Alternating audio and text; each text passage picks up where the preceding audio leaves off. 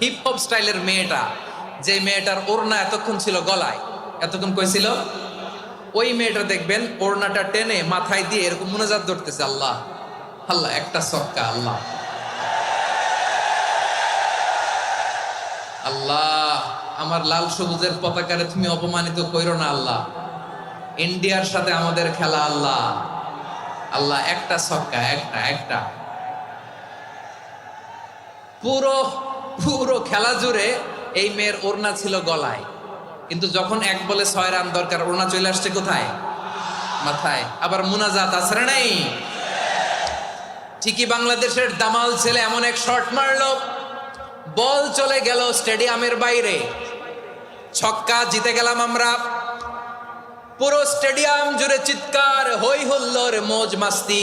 যেই মেয়েটা মাথার মধ্যে ওড়না দিয়ে এতক্ষণ সুবহানাল্লাহ সুবহানাল্লাহ বলে আল্লাহর